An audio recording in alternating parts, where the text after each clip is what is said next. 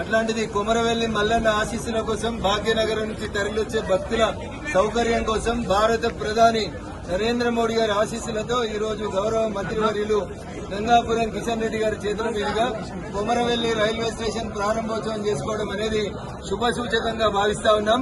మల్లన్న భక్తులకి తక్కువ ఖర్చుతో ప్రయాణ సౌకర్యం వెసులుబాటును కల్పించడంతో పాటు ఉత్తర తెలంగాణ ప్రజల ఆకాంక్ష మనోహరాబాద్ నుంచి కొత్తపల్లి వరకు రైల్వే లైన్. గజ్వేల్కు రైలు ఇచ్చింది మేమే.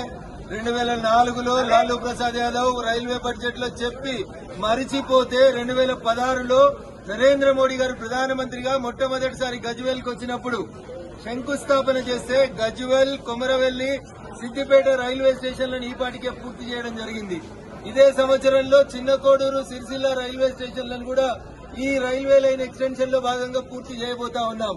ఉత్తర తెలంగాణ ప్రజలకి రైలు అనేది ఒక కలగా ఉండే, ముఖ్యంగా సిద్దిపేట, సిరిసిల్ల, వేములవాడ, కొమరవెల్లి, మల్లన్న ఈ శైవ క్షేత్రాలను కలిపేటువంటి ఈ రైల్వే లైన్ కోసం దశాబ్దాల నుంచి ఎదురుచూసిన ఈ ప్రాంత ప్రజల కళని నెరవేర్చినందుకు భారత ప్రధాని నరేంద్ర మోడీ గారికి, మా మంత్రివర్యులు గౌరవనీయులు గంగాపురం కిషన్ రెడ్డి గారికి ఈ సందర్భంగా ప్రత్యేకంగా కృతజ్ఞతలు తెలియజేయడంతో పాటు కొమరవెల్లి రైల్వే స్టేషన్ అభివృద్ధికి ఎక్స్ట్రా ప్లాట్ఫామ్ల నిర్మాణం, అక్కడ లూప్ లైన్ ఏర్పాటుతో పాటు ఇప్పుడు వస్తున్నటువంటి రైలు